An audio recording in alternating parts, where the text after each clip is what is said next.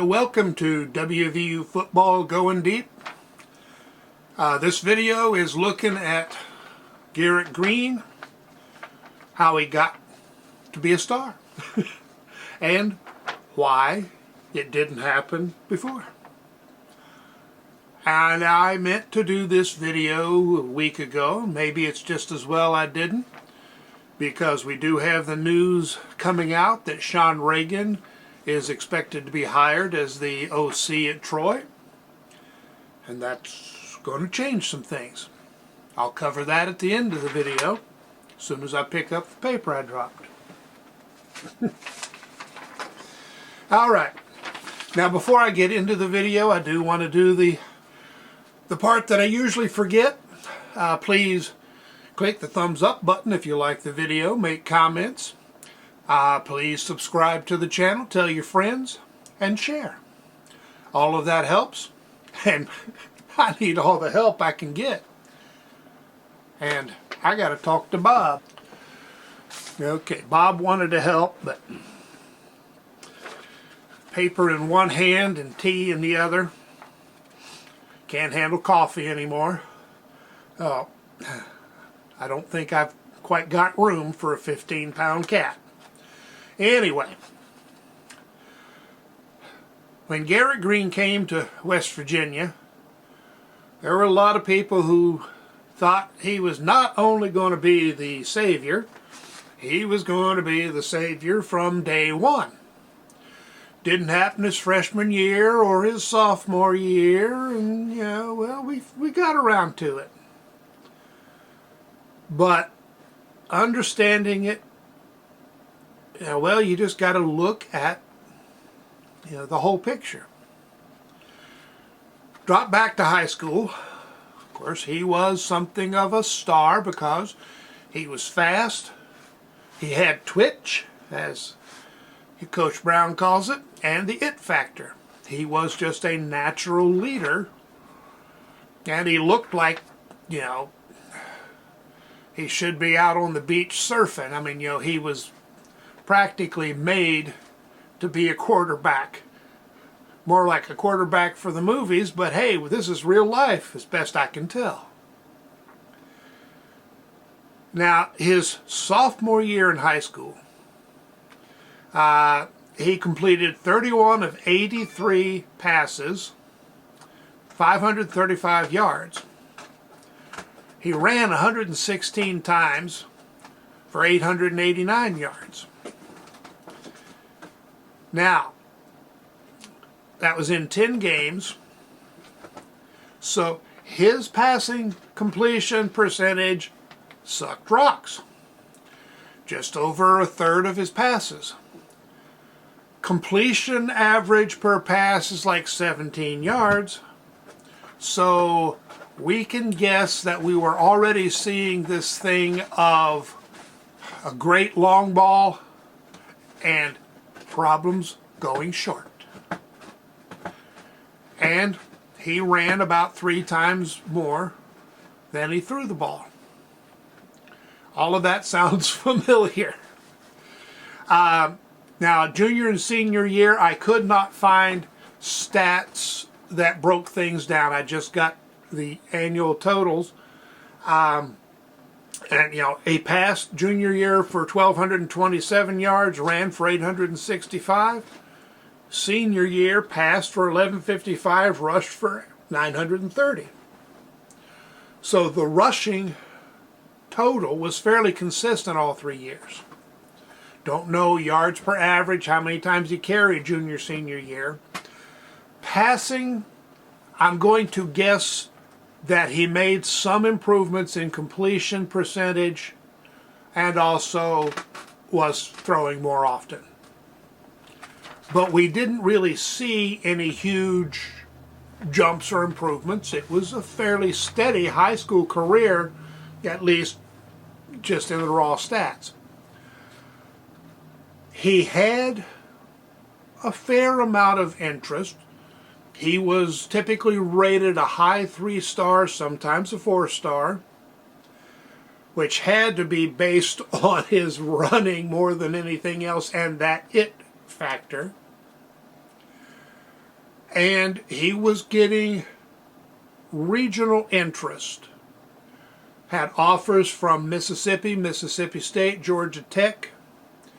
In his home state of Florida, I think his only offer was Florida International. So we're not talking Florida, Florida State, Miami, Georgia, Georgia Tech instead. And he had an offer from Troy, from a young coach there named Neil Brown.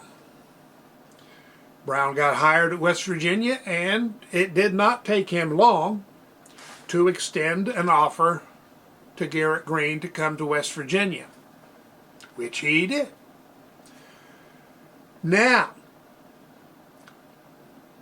what did Greene bring to West Virginia as far as his problems and positives? Maybe his biggest problem was lack of a foundation. This is something that got mentioned several times early in Greene's career, and some people just keep ignoring it. But most quarterbacks who are really looking at a Power 5, now Power 4 career start attending camps real young.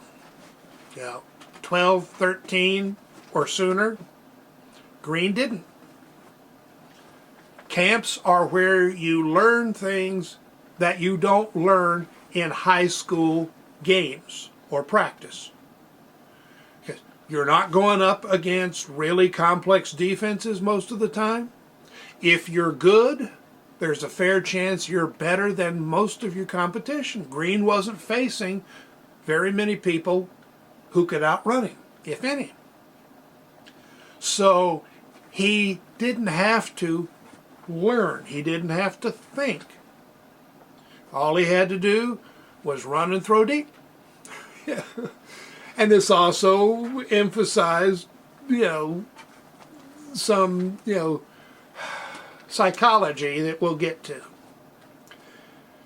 But all of those things he would have started learning about reading defenses, about patience, about refining technique.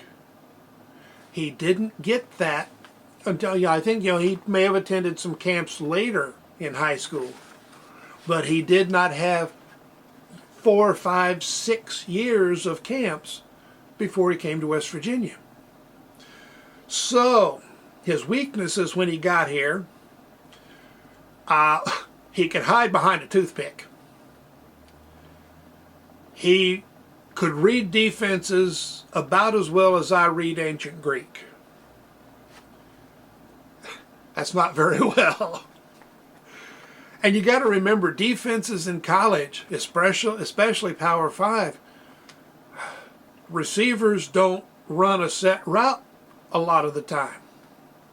Receiver reads the defense and may be figuring from 2, 3, or 4 different route possibilities. Quarterback has to look at the defense and come to the same conclusion that the receiver does. A lot of times that doesn't happen. And that's why you see a receiver go one way and the ball go the other.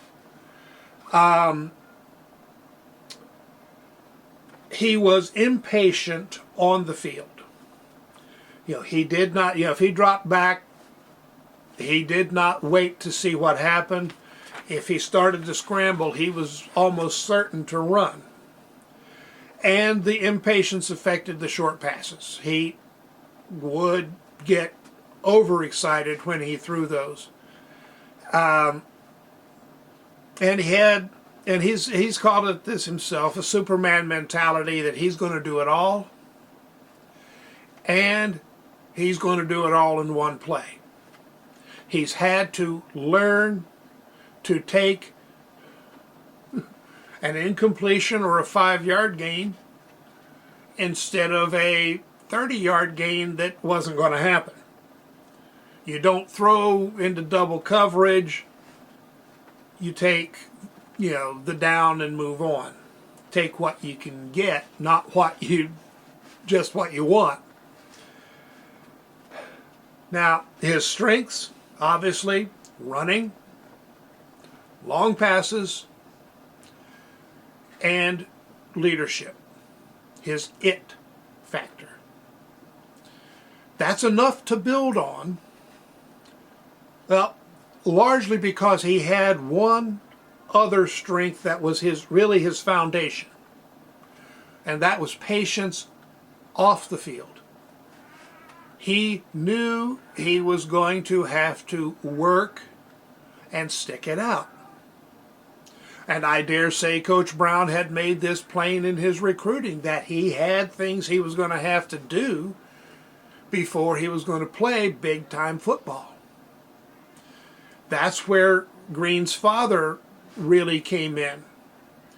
He knew what it took.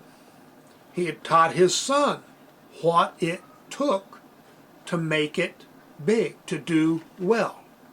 Work, patience.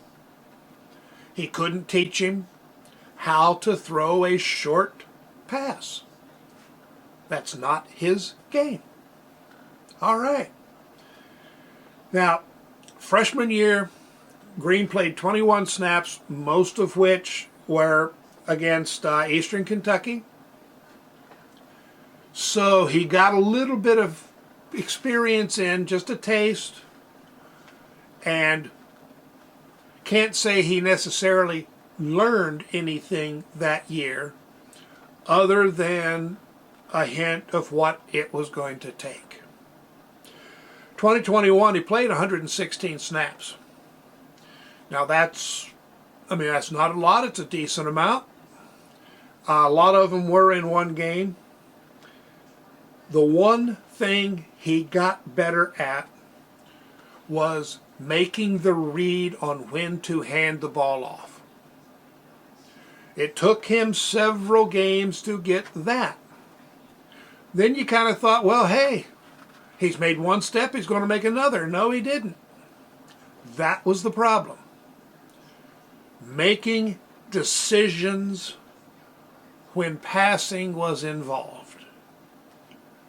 That was a big, big weakness. Now, we might see him run for 5 or 7 yards, or we might see him lose 2 yards, but we didn't necessarily know what he should have done. I have not gone back and analyzed every play that he was in. There were times when you could see his mistakes, when he threw passes that he should never have thrown, or he fumbled, he made a really bad pass 10 yards over the head of a receiver. He had the same issues time after time. He had the same positives too, but he had the same problems. And I think Texas Christian game 2021, really, we had one sequence that represented the whole picture. West Virginia had the ball near their goal line. The defense made a mistake, allowed Nestor to block 2 people, gave Greene an opening, and he ran for 67 yards. Wow, looked good. Here's Superman. There he goes. Next 3 plays, squat. Gained a couple of yards, gained another yard, lost 5 or so. And on 1 or 2 of those, it was a bad read. Settled for a field goal.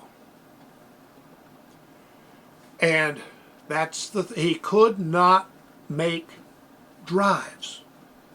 Too inconsistent. And people just have to recognize that and live with it, especially since it's past.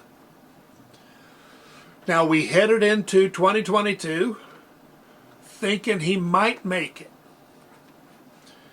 And I think we might have been okay without Daniels. He might have been ready to learn from game experience. Now, before, he was not ready. You can't learn from game experience if you don't have a foundation. You have to have something to build on. He didn't have it. He had to build that foundation first. Took time. And of course, we have this idea for some reason that quarterbacks are supposed to come in and start their freshman year or at least their sophomore year. And I don't know where that idea came from. It's never happened that often. Some do it. But if you look, some of those guys who start their freshman year, their sophomore or junior year, they crash and burn. They never fulfill what looked like their potential because they weren't given a chance to really strengthen the foundation. Now, could we have gotten by without JT Daniels? Maybe. What's the advantage of having Daniels and Harrell for a while? Gave Greene additional time and perspective. He learned from Reagan, he learned from Daggy, and he has made that very clear. He also got a chance to see things slightly differently from Daniels and Harrell. And those guys are very good with the mental game. Not so much the psychological, emotional game, but they understand the X's and O's. And I think they put it in a way that helped Greene, fill in some gaps. I think having Reagan come back the next year was also a plus. Reagan built the foundation. Harrell, adjusted some things. Reagan then, got to build on that. And of course, Reagan, it's, eyes and feet, eyes and feet, eyes and feet. And Greene has kind of got the eyes. His decisions were much, much better. Interception rate, very low. Was lucky on some drops by the defense, but, I think same's true of most quarterbacks each year. His problems. We saw some great games. When looking at the whole picture, not just some individual stats, Greene developed into a high-level quarterback. And he pulled out 2 great comebacks. One got messed up, one didn't. But 2 really great comebacks. Now, completion percentage was bad, mostly because short and intermediate passes. That's the only thing I would say is still on the negative side. Yes, he can still do better on deep passes. He can still do better with a little more patience.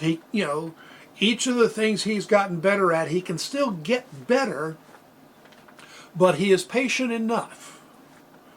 Now, we'll see him hang in the pocket, or we'll see him, scramble with eyes downfield and not run as first choice, immediate choice, only choice. Short to intermediate touch passes, he throws some beauties, and he throws some really bad passes. Now, he also knows, and I'm taking his word for it, I don't know this, a tendency to dip his shoulder, and he doesn't keep his feet moving as he makes his reads. The eyes move to the next read, the feet are still positioned for the previous read. You can't throw a good pass that way. So he has to keep his shoulder in position. He has to move his feet as he goes. Kind of seems odd that a guy who runs so well needs to learn to move his feet, but that's the way it is. Consider coming into 2023 spring game, he needed to work on pretty much everything. He was getting there on everything, but he wasn't there on anything. Coming into 2024, we're talking about the short intermediate passes, the shoulder and the feet, and we're not talking about a lot of other things. He can focus, even if he doesn't improve on anything but the short intermediate passes, it's a big improvement. That alone would take him up to close to 60% percentage or above. It would extend a lot of drives. A lot of the drives ended because he could not make a 5-yard pass. Yeah, so that's a big, big difference in terms of where we stand this year. And it has all been step by step, bit by bit. The foundation he had was patience off the field and raw ability. They built the foundation on the field, improved the ability. I don't know if raw ability becomes cooked ability, but it works now. Our big question: what is going to happen because of the change at quarterback coach? How will that change play out? I liked Sean Reagan as a QB coach. We only got to hear him a couple of times in interviews, this year, but man, the stuff he talked about was impressive. And the results we were seeing on the field, impressive. Now, we need a good quarterback coach who can continue to bring the young guys along, but who will not mess Greene up. If you bring in a guy who tries to, completely change Greene over to the way he thinks things should be done, we're screwed. If it's a guy who can look at Greene, look at what's been done, and build on that, fix the problem, a couple of basic mechanics, and work on it until it is the natural way of doing things. As long as Greene is thinking feet, shoulder, feet, shoulder, shoulder, feet, he's going to have problems with it. When it becomes his natural way of throwing and thinking, then great things will happen. Now, who do you bring in? Of course, I don't know the options. People are talking about Clint Trickett. No. I don't think Brown wanted Trickett last year. I think that was people elsewhere in the program or outside of the program pushing. I think they're also the ones who pushed for Harrell. Of course, it's got to be a fit for the program.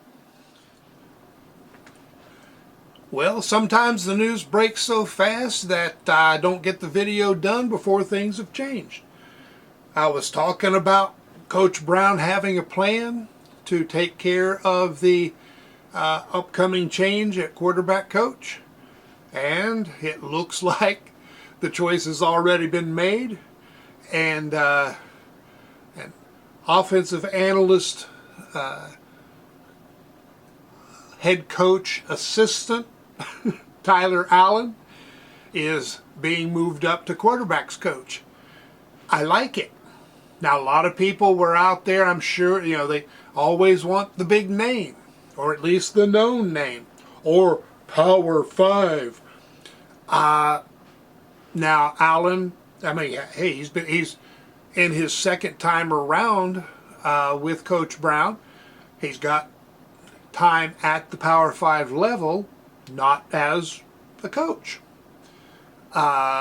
He's been working closely with Brown, the offense. He has worked as a quarterback coach, at a lower level. He was at West Virginia as, I think, a graduate assistant, then off to Jacksonville State, then back to West Virginia when Rich Rodriguez got hired at Jacksonville State. The weird world of college coaching. Everybody's connected somehow. And Allen actually, he was a quarterback when he started high school. Looks like he gave up playing football, went to LSU, and while being a student at LSU, his last 2 years there, he was a student assistant football coach. So he got started coaching early. He's been coaching since he was a junior in college and ever since. So we can figure we got a guy who is dedicated to coaching. And that is something I like to see. He has also been working with Coach Brown. He's been involved in developing the offense. So he knows the territory. And the players know him. So we are not looking at a radical shift in coaching philosophy. Now, I think Coach Brown is good at picking coaches, particularly in terms of fit. You may point out Graham Harrell. I don't think Brown had anything to do with Harrell's hiring.